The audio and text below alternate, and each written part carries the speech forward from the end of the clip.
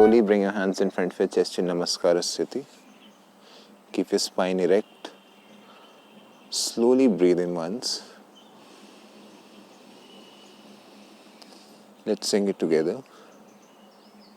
Om Bhur Bhuva Swaha Tat Savitur Varenyam Bhargo Devasya Dhimahi Dhiyo Yo Nah Prachodayat.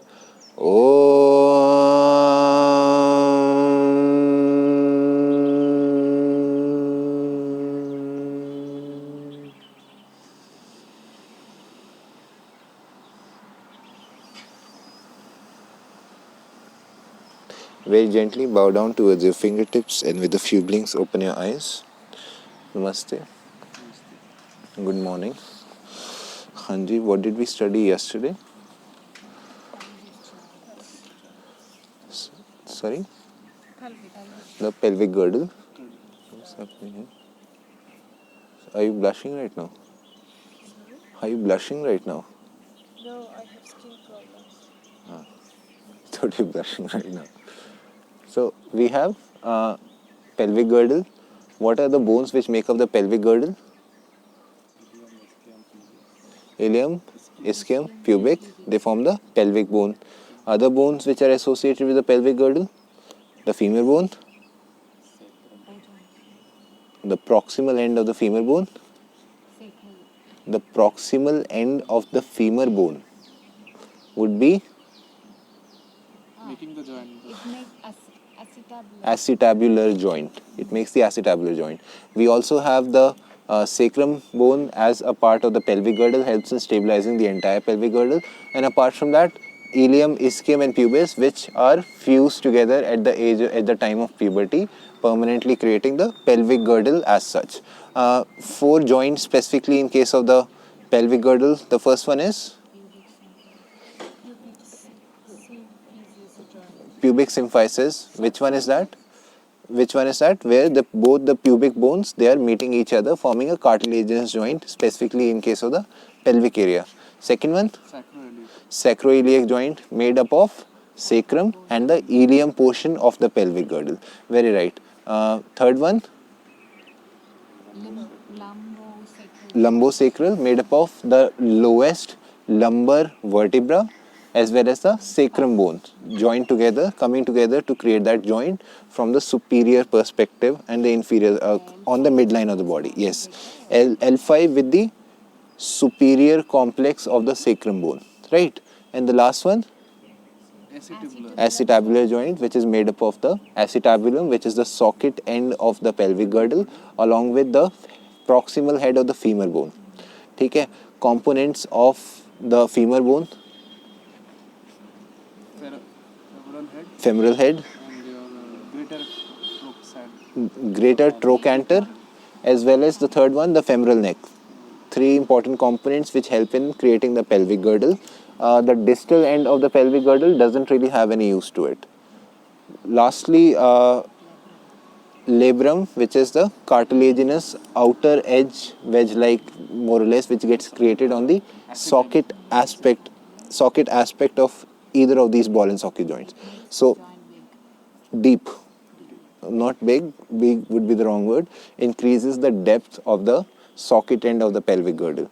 Same case happens with the glenoid fossa in case of the shoulder joint. The labrum creates a deeper socket for the pelvic girdle, for the pectoral girdle to rest carefully.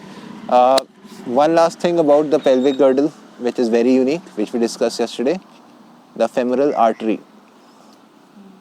Femoral artery. Yes, Yes, yeah, the which bone attaches artery the which is acetabulum for the supply of the blood. For to the of the main what do you say, the fats and all those. And it also helps in lubrication and all. it's the nutrition for the femoral head. Specifically, it acts as the nutrition for the femoral head because that is the only location in case of the pelvic girdle which does not get optimum supply of the synovial fluid created inside the synovial capsule. Very right. Okay, this is pelvic girdle. We have discussed knee, we have discussed spine, we have discussed the shoulder, we have discussed the hips. Now let's talk about the other aspect of functional anatomy, that is the muscular system. So let's start by talking about the muscular system. First of all, what are the functions of the muscular system? It supports the bone for the movement of the body. एक second. Functions of the muscular system, one of them is supports the Supports the bones for the movement. bones support the muscles or muscles support the bones? It's a Movement of the bones. Huh? Yeah, Movement. Movement is possible only because of the muscles, the voluntary muscles in the body. What is the role of bones in this case? The bones are acting as the fulcrum or the support mechanism for these muscles to attach to, so that they can do the movements according to the body part or the bone that they are attached to. At the same time, our joints, the synovial joints, the cartilaginous joint, all of these joints, are they a part of the muscular system or are they a part of the skeletal system? Skeletal system, which means that the shape of these joints, the definition of these joints is also the deciding factor in what direction these muscles are able to move. Right? Fair. Other functions of muscular system?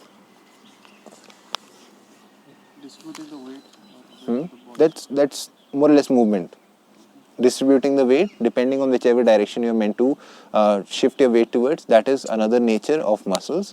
We can't really talk specifically that this distribution of weight, because a lot of that distribution of weight is also happening because of the joints and the connective tissues that are there present in the body. Transmission of blood.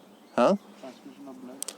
That is not, transportation of blood is not happening because of the muscles, but I will tell you how it works. So very close. So I'll just say, mention it as transportation of, and why just blood? The nerves are all attached. Why just blood? Any liquid, hormones, Hormones. right? Urination is liquid, it's not blood, it's not hormones. A lot of things. So I'll just mention transportation is also a property of muscles. What else? And I'll mention this as peristalsis.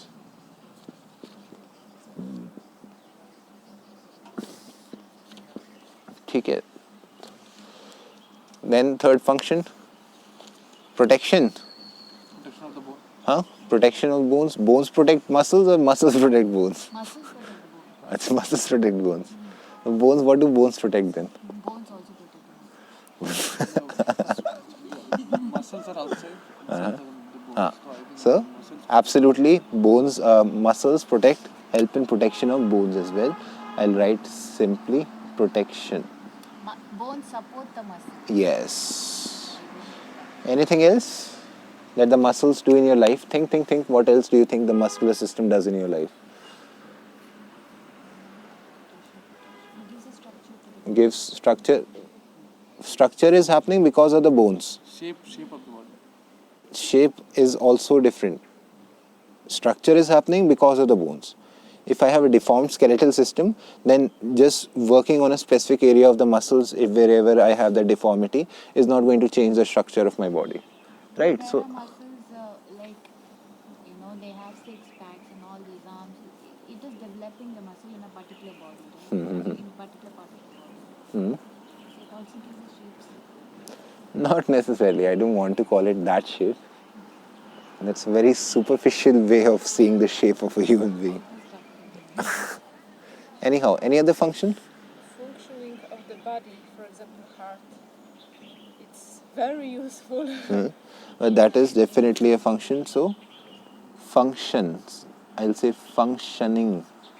ठीक है. Anything else that the skeletal muscular system does in your life?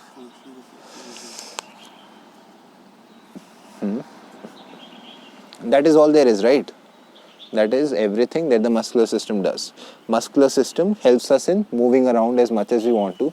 All of these random movements that we do, whether we are doing asanas, whether we are going out for a walk, whether we are eating, sleeping, getting up, sitting down, whatever we are doing, it's all happening because of the movement that is created by the contraction of the muscles present inside the entire body. This is specifically the voluntary set of muscles are covering the entire body from the outer edge, and this is what they are doing. They are helping us move around. They are helping us give purpose to the various joints that are located inside the body. They're giving purpose to the structure that the skeletal system does, and they're helping us move around as much, which is obviously going to create its own function as well. Circulation of blood, so transportation, yes, that was right. But specifically when we talk about peristalsis, what is peristalsis? Peristalsis is the language that the involuntary muscles in the body adopt in order to make movements happen. Understand this, whenever we are doing any voluntary movements, for example, if I have to move my hand as such like this, then all I have to do, I have to just think about it, that I want to move my hand, and I don't really have to remind myself. It just happens on a reflex itself. So these are voluntary muscles. They happen according to wish. They receive instructions from the mind, and the nerves which are connected to the mind and these specific portions, they will send the instructions that this person wants to move their hands, and that movement will happen immediately on an instant level.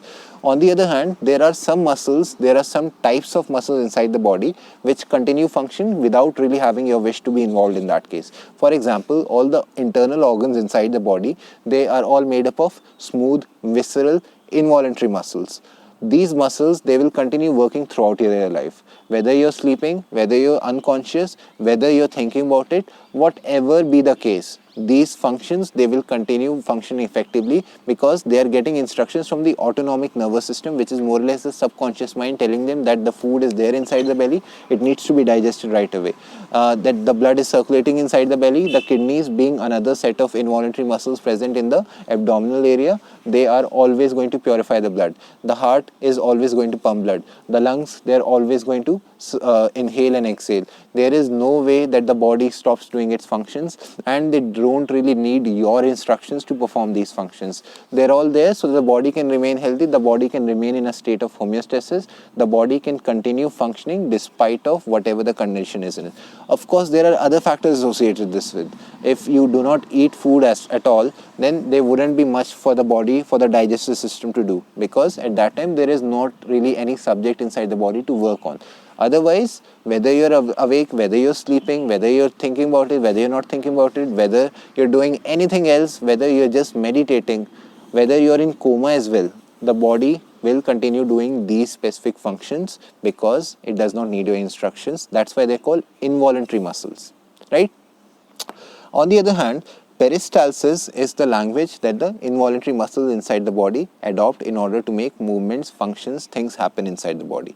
For example, when we eat food, when we chew food through the mouth, what happens with the food inside the mouth? The structure, the shape of the tongue, the shape of the upper palate, the teeth, they help in grinding down this food or physically breaking down this food into a round shaped bolus which is slippery because of the added saliva, because of the added enzymes in it, which is not really looking the same as it was on the plate, doesn't taste the same as it was on the plate, doesn't smell the same as it was in the plate. In fact, it becomes a disgusting slime ball after chewing it for some time. Eventually, this slime ball is going to be a round spherical shaped ball which needs to be swallowed down towards the stomach itself. Now, the esophagus being a thin tunnel-like tube, which is involuntary again. You can't change the function of the involuntary nature of the esophagus, but automatically, without really you giving itself the instruction, the tunnel itself, the esophagus, creates a peristaltic movement, a wave-like nature, so that this spherical shaped ball will move further inside more easily. What I'm trying to say here is that imagine this is a normal resting esophagus, food pipe in itself. When the esophagus will realize that there is food moving down towards the stomach, then that means if I remain still, then it is just going to be difficult for the food to be swallowed more easily, more faster. So what the autonomic nervous system will do, it will instruct the esophagus to create this peristaltic movement in the same area of the esophagus, so that this spherical shaped food bolus, as we call it, is going to be traveled further, more effectively, more easily. So this is just helping you push the contents, whatever it is, further easily, further quickly. And this wave-like movement is called as peristalsis. This is the language of all the involuntary muscles. This peristaltic movement is happening in case of all the blood vessels inside the body, all the nerves, everywhere there is any liquid, any solid, whatever is transporting, whether it's the small intestines, whether it's the large intestines, whether it's the esophagus, whether it's the various nerves, the various blood vessels which are connecting the entire body. The peristaltic movement is what is being adopted by the body to make things move from point A to point B, right? Now, this thing is not one directional, it can be reversed as well. For example, at the time of swallowing food, the peristaltic movement is moving downwards towards the stomach. At the time of vomiting food, the peristaltic movement is moving upwards towards the mouth. So this thing can be reversed in either directions. All in all, it does not need your instructions to make this movement happen, and this is what is the nature, this is what is the function of all the involuntary muscles. This is how they make things happen inside the body. The third function of the muscular system is protection. Protection is an important part of the muscular system, of course. These bones, which are more or less the hardest component inside the bones, but they does not mean that they are only there to create a structure, to create a strength, more or less a function inside the body. The bones, they need their own level of protection. If the bones get damaged, then the structure can also be damaged. So we are not really relying on the strength of the bones to remain healthy, to remain strong outside. We are more or less constantly working towards strengthening the muscles on the outer layer of the body so that the internal components, they stay protected at all times. We are constantly tightening our abdominal core, tightening our abdominal muscles so that the digestive system stays protected from the outside. If it's soft, if it's shallow, it will automatically affect the organs which are residing behind it. We have so many things going on. That is a different thing, that one way or the other, in some locations of the body, the skeletal system also serves as a protecting agent. For example, in case of the heart, in case of the lungs, the rib cage, which is creating a very protective layer around it, because these are very delicate organs. They cannot not really do without any muscular protection. So in that case, specifically just in this case, the protective agent becomes the skeletal system. But in other areas of the body, the protective agent is the muscular system in itself. That too, the voluntary muscles, that only because they have the potential to grow in strength, grow in mass, grow in structure, grow in sturdiness outside.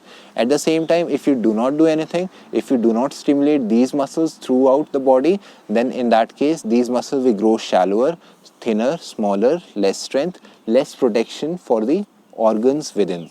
So one way or the other, the protection is also a property or a function of the muscular system. And lastly, functioning or functioning of the organs. The same way how I discussed that, the involuntary muscles, they're responsible for giving purpose to the body. They are, at the end of the day, even though you can't really think about moving them as such, you can't really control them voluntarily, but they are still muscles, right? They have to be counted in this list as well, because they're muscles, they are making functions happen, they're making a lot of functions happen. The digestion is a function of the involuntary muscle in the body. Respiration is a function of the involuntary muscle in the body. Alimentary canal, the entire thing is made up of involuntary muscles. Basically, all the organs, each and every organ in the body is made up of involuntary muscles one way or the other. The only thing that we can do control is the movement, the strength, the functioning of the voluntary muscles only. Fair enough. This is the function of the skeletal or muscular system. Do you think there is any other function of the muscular system as such? There is one more important function of the muscular system.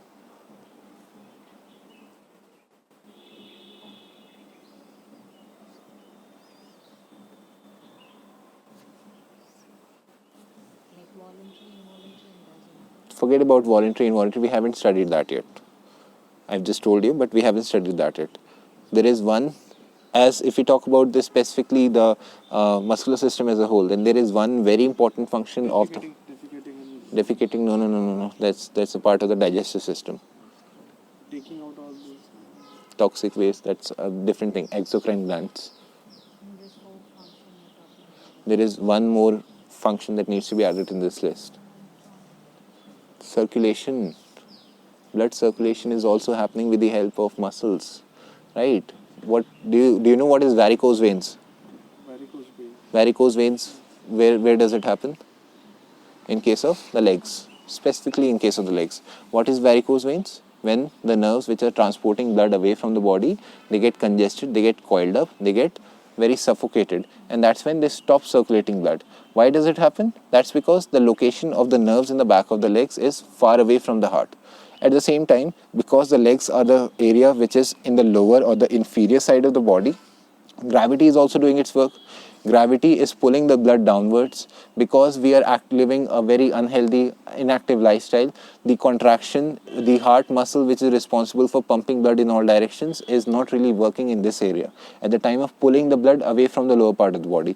In that case, the muscles in the legs itself, they become the pumper or the active movement through which this blood is going to move upwards. Try to observe this. This is one set of muscle.